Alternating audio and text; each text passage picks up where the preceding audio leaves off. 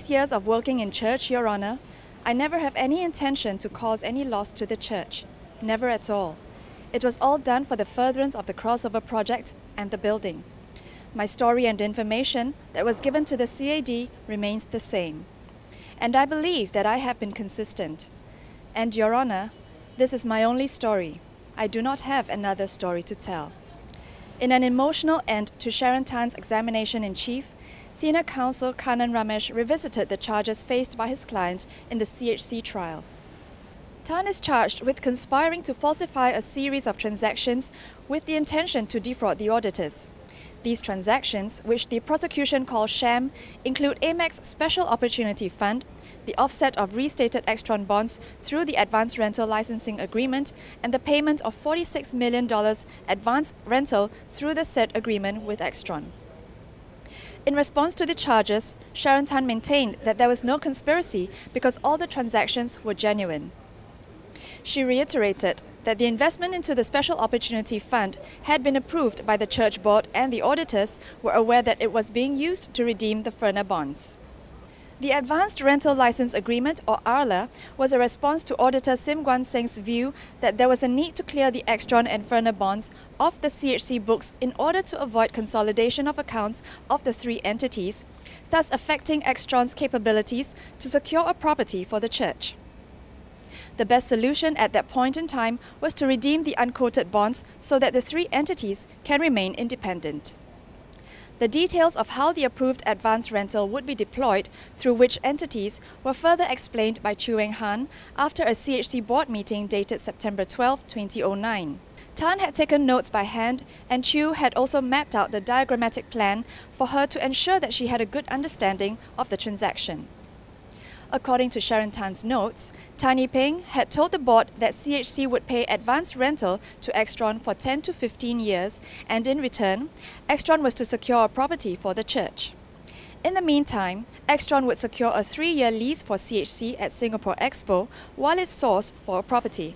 If Extron failed to do this, the remaining 7 years of the advance rental would be returned back to the church. Using the advance rental, Extron would pay CHC $21.5 million for the redemption of bonds and invest $11 million into Ferner, which Ferner would use to pay CHC for the Ferner bonds. According to Sharon Tan's notes, Tan Yee-Peng had told the board that lawyers from Raja and Tan, as well as Fung Dao Ching, were okay with this redemption plan, which was essentially a reclassification of debts, which Extron still owing legal liability to CHC. This would essentially resolve Sim's concerns regarding the bonds. Senior Counsel Kenneth Tan, representing John Lam, sought to clarify the circumstances behind the email that Sharon Tan wrote to Tan Yee-Peng, asking him if the board should know what are the Extron and Ferner bonds for. She was asking this because a board member, Martin Ong, had asked her why Extron needed so much funds. Earlier in the trial, the prosecution had used this email, among other evidence, to show that the board members did not know the real purpose of Extron and Ferner bonds. Sharon Tan told the court that at that time, she could not remember if the board members were told of the purposes for the bonds. Kenneth Tan went on to show that since Ong was a donor to Extron in support of the crossover project, he would have been aware that Extron needed funds for the project. In addition, the purpose of the amended Extron bonds and the Ferner bonds had been recorded in the board meeting minutes where Ong had been present, so he would have been aware of it as well. Sharon Tan agreed. In his cross-examination of Sharon Tan, co-defendant and AMAC director Chu Eng Han sought to challenge the prosecution's allegation that his company, ACH Capital Partners, was just a vehicle to facilitate the unauthorized channeling of the church's funds. It was seen in court that some Special Opportunity Fund investments made into AMAC yielded interest for the church. The SOF were a series of short-term, capital-guaranteed investments that AMAC offered the church.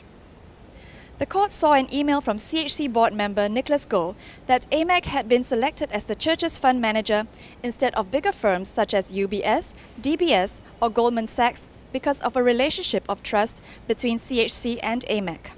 It was the same reason why CHC selected Baker Tilly and Fung Dao Ching as its audit firm instead of one of the Big Four audit companies. Sharon Tan was asked about the control process the church had regarding monies used for investments. Taking the court through bank documents and board minutes, Chew sought to establish that AMAC did not have a free hand in determining the amounts of investments by CHC. Sharon Tan told the court that board approval must be sought before any funds can be transferred. In addition, 3 CHC signatories, one of which must be from a board member, had to sign against the transfer letter AMAC sent to custodian bank Deutsche Bank to request for the released funds. The CHC signatories also had to sign on the Extron bond certificates before Deutsche Bank released funds for the drawdown of the bonds. Sharon Tan agreed with Chew that these controls were in place to prevent the church's money from being misused. In addition, Chew took the court through Deutsche Bank portfolio statements.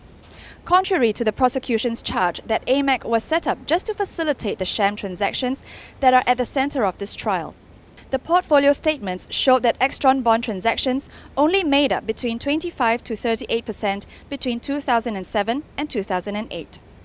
AMAC had invested the rest of the monies in the portfolio into other bonds and equities. Senior counsel Anne Srinivasan questioned Sharon Tan on the CHC signatories for the bond documents. Srinivasan sought to establish that signatories were sought based on who was available at the particular time, and there were between 5 to 8 signatories, including both board and non-board members, between 2007 and 2008. It did not matter who signed because the drawdowns were done pursuant to approval from the CHC board.